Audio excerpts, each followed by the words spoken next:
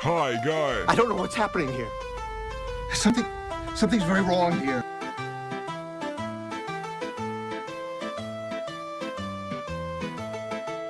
Whenever something comes out and does well, there will always be those trying to push a sequel, but in some cases, the sequel is greenlit even worked on before the initial project even launches. This was a situation facing Roderick Renal and his team. See, Alone in the Dark sold well, very well.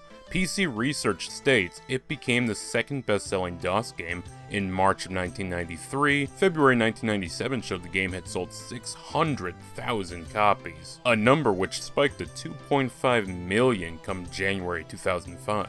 But Renal left long before that. See, he had a ton of stress in his personal life, and an additional point of tension came from Infogrames CEO Bruno Banel wanting to greenlight a sequel immediately. Renal had a vision for the sequel, one that was a major step up from the first, full 3D environments, dynamic lighting, and more. He wished to build all of this into a new engine. However, the company decided against this, instead wanting to just reuse the already existing engine. This would save money, and if handled correctly, could lead to a tidy profit. However, Renal had gone through a ton of stress during the events of making Alone in the Dark, a pregnant wife, the stress of the job, and even some petty moves from Infogrames, like removing Renal's name in favor of the company's during the intro credits. All of this led to Renal and the entire core team leaving. So with basically all the minds behind the first game gone, what is Infogrames to do? Well, they chose to push forward with the project. In 1993, they released the demo prequel Jack in the Dark. Released as promotional material just before the release of Alone in the Dark 2, this game takes place during Halloween when Grace Saunders becomes trapped in a strange toy shop. The player must help her navigate the handful of puzzles, ultimately leading to the rescuing of Santa Claus from an evil Jack in the Box. Did any of that connect tonally with the first game? No. Does it have really anything to do with the sequel? Kind of? It's a goofy and nonsensical demo, but I think it's just there to try and show off technological improvements, and to be fair, there are some. While playing Alone in the Dark, you may notice that there isn't much movement to the world. Everything is very static outside of select 3D models. This didn't bother me at the time, nor does it bother me now. However, the demo goes above and beyond, showing off how much stuff is moving. A train goes round and round, while a soldier guarding Santa with his cannon tracks you. Not just that, but also other elements will react to the player depending on if they're looking at them or not. It's honestly the most impressive part of the demo. As for combat, it's not in here unless you count spilling oil to trip up an enemy. Oddly, you need to be right in front of them to use it, instead of just spilling it out and luring them over. Also, be careful with the vanity mirror. If you don't set it over far enough, you'll glitch the game and have to start over from a save. I'm sure that won't be a sign of things to come with this trilogy. I have a feeling this is foreshadowing. While it is impressive from a tech perspective, the game still lacks any sort of connection to the original. Going from the slow, Lovecraftian tale of Desetto to the whimsy of a toy shop is a whiplash to say the least. Something the sequels would do in their own special ways. Once again, you have a lengthy intro, this time showing off a man sneaking into a place called Hell's Kitchen. It should be noted that while this did release on PC back in '93, I decided to play the PS1 port from '96, titled Alone in the Dark, One-Eyed Jack's Revenge in North America. Europe would get it changed to Jack's Back. For some reason, both would drop the number 2. I imagine this is simply an attempt to sell more copies, as people may be less willing to dive into a franchise on a second entry without having played the first prior.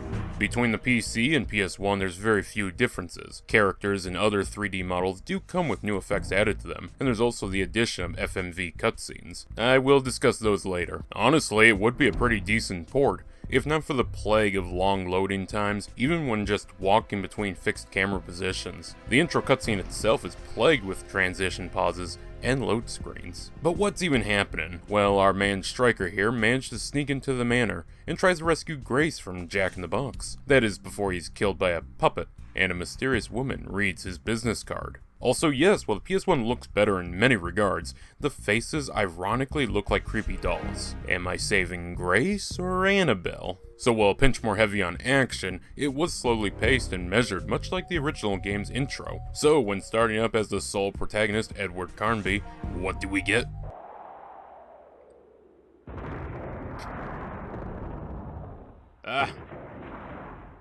Subtle.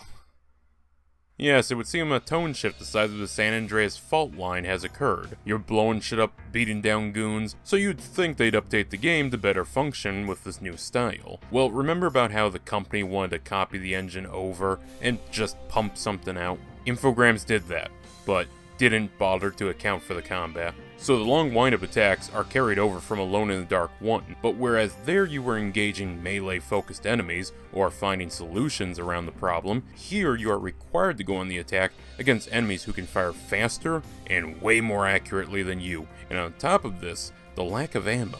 It's like if Resident Evil 4 or Dino Crisis 2 came out with the ammo capacity of the original Resident Evil. Okay, so I wasn't supposed to go up to the front door and fight. Okay, we were winning though. We could have won that fight. One solution to this problem is to get up close to the enemy, where they struggle to hit you. It's an odd oversight. The problems only get worse when you realize Alone in the Dark 2 commits the worst survival horror sin. Terrible fixed cameras. So while there's no reason to charge the manor, you may find yourself there. You'll find one enemy in particular is positioned between two cameras. This puts him in a blind spot, either by lack of view, or because his parallel guard blocks your view of him. At least they gave a clever reason why you can't leave. Escaping into the hedge maze, you have some simple puzzles and plenty of corner trapping enemies. Cool, they suffer friendly fire, but damn is there a lot of them. Pushing stuff around in the tunnels will unleash a specter. Now, I was reminded of the library ghost, thinking bullets would have no reaction. But here, the Tommy is the exorcist's friend. So what you've seen here sums up the game as a whole. It's swapped from the slow, methodical, sometimes geriatric pacing of Alone in the Dark, and instead gone for an adventure game. Faster pace, more action-heavy gameplay with a focus on a variety of guns. If you don't reset the count every time the game disarms you, which is very often, you'd easily end up with near a dozen weapons. Shotguns, Tommy guns, your 38 special, a flintlock, and this isn't even counting the melee weaponry. Normally I'd be all for a detective mob shootout game, however nothing here is structured to accommodate the limitations. You are required to glitch and abuse the AI to have some chance at surviving. Also the tone has become much lighter. Here's a pirate with a peg-leg gun. So you might look at this and think it's just action with occasional puzzles, but someone on the team decided players needed the occasional breaks put on. Those come in the form of gray stealth segments. Some aren't great, but are bearable. She can't fight, her stealth is boring pattern recognition, and the speed at which she moves kills any fun the player might have. When running around the game's main base, her speed isn't too noticeable, though it still kills the pace. But prior to this, you play a whole segment running around a courtyard, and the lack of speed is painful. Especially since the whole sequence means nothing. You just get kidnapped again. The whole game just feels so slapdash, as if no one playtested. I suppose on the bright side, the game still looks good. If you went for the PC port, it more or less looks like the original, while the PS1 port adds textures to the NPCs. That said, the constant long load times between camera angles become rather annoying. At least it carries over the save and load option of its PC counterpart, though it too is tedious, with you having to slowly delete first to open up a save slot. I would have preferred it being snappier, or just allowing me to overwrite a slot. Oh, and this is technically a Christmas game. Striker's telegram was clear enough. Hell's Kitchen is cursed. Grace Saunders has been kidnapped by One-Eyed Jack. Help me. Stop. Now going forward, I'll be spoiling the plot, so if you have any interest in playing blind, I suggest you click away or to the timestamp marked. So having fought your way through mobster after mobster, and finally taken out the boss, look, his attack is bullshit. Just stand around the corner and break him. You can now use a whip to enter one of the title's favorite things, FMV cutscenes. In the original PC version, you simply fall down the hole and out to the next area. On the PS1, you get gifted with overly long and really out-of-place cutscenes. Only one at the halfway point kind of fits. Also yes, this cutscene is still going. Anyways, once you land and lose all your stuff, you find the body of Striker with a letter on him. Save the girl, remember your game of poker, and wipe away the debt. Okay, that last part wasn't there. But you can hilariously kill the next enemy. Morning, sir.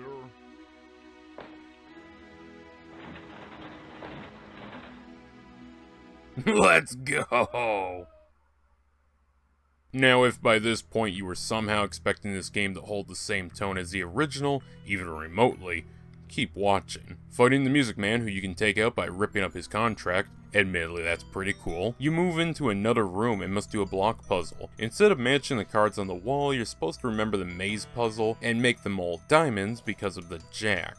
Okay, sure, whatever. This will lead you to finding a hobo to beat up and one slightly smelly Santa suit. Did someone on the team watch Silent Night, Deadly Night? Garbage day! Huh? No! The entire optional quest is so the little chef asshole up a floor doesn't alert every Tom, Dick, and Harry to your location. That said, you still have to fight a room full of them. Apart from killing your frames, you can handle them in the most riveting way of bottlenecking and corner whacking. At least the chef will prepare you a nice meal moments before attacking you, and the kid can be taken out by the homing trident. Honestly, I could spend all day talking about how bad the combat is, but at least there's still some puzzle enemies to take on, even if it's easily glitched. The building is fine to explore, but despite added details, it still feels lacking compared to Desetto. I mean, hey, there's a voodoo room at least. Also, I haven't brought it up, but just like everything else, the music has taken a turn.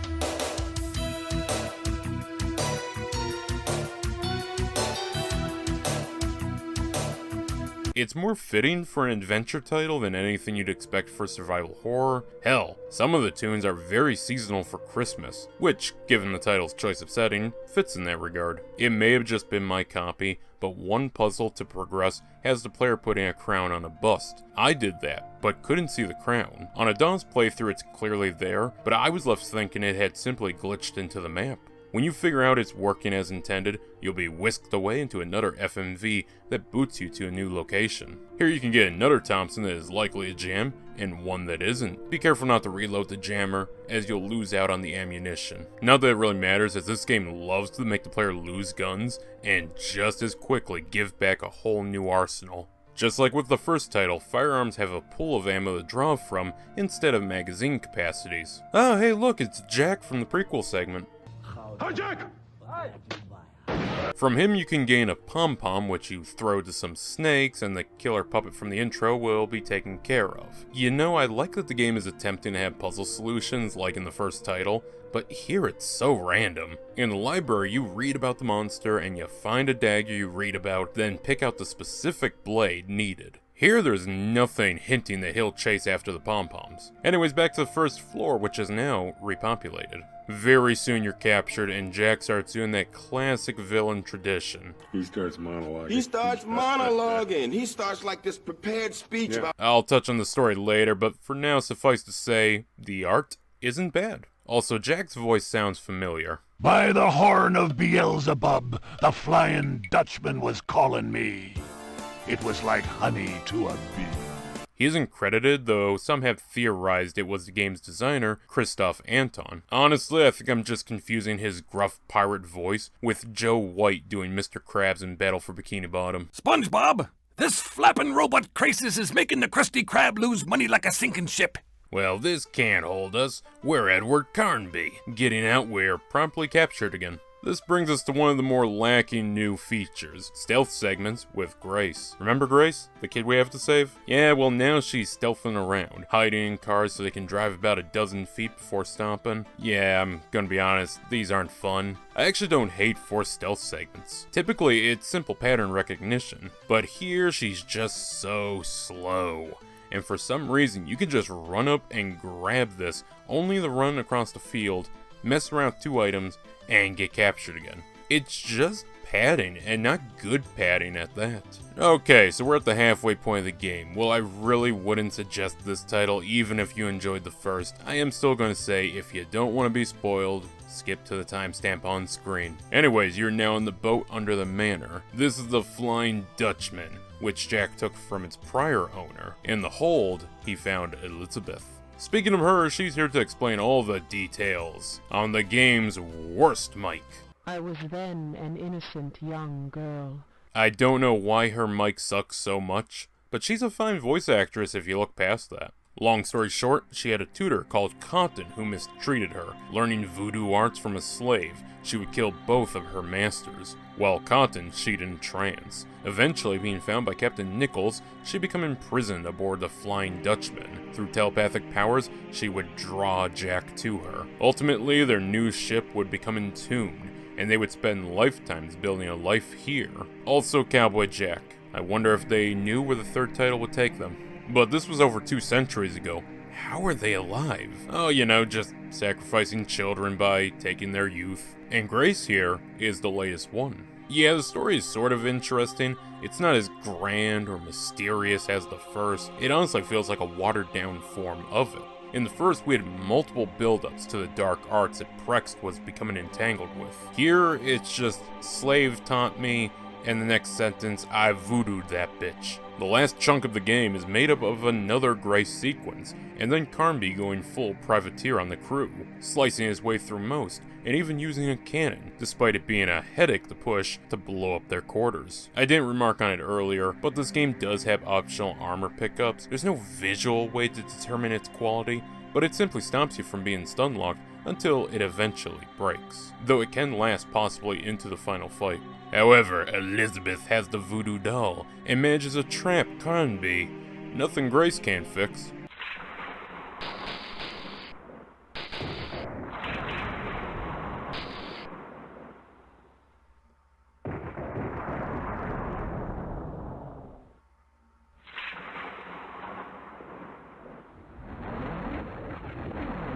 The final battle is to save Grace from One-Eyed Jack. Also, fun detail is that you nab Nichols' sword from the deck.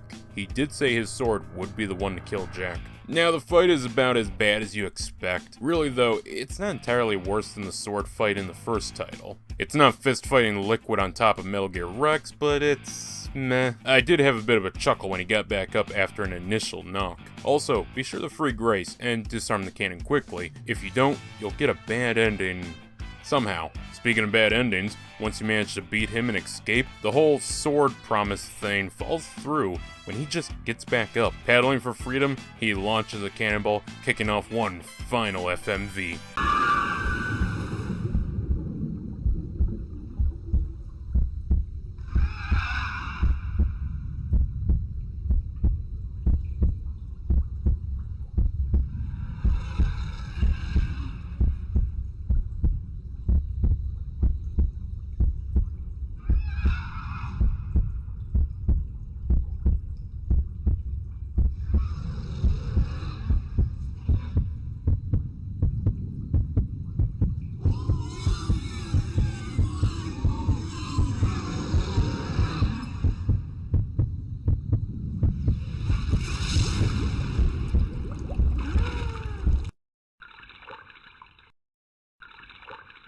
What the hell was that?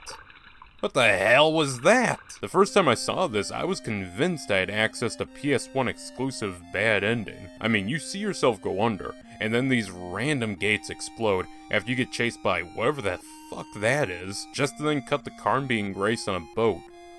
Why and how? Well, this is just some idiotic addition to the PS1. The ending of the DOS version is the one that makes sense. You paddle out, the shot misses, and the cave collapses. I presume killing Jack. I mean, his house is destroyed at least. So Alone in the Dark 1 is an archaic and rough but classic game. It had problems, but most I could look past and enjoy, especially with its dark Lovecraftian story. Alone in the Dark 2 is a rushed sequel and manages to hit every single negative you can expect.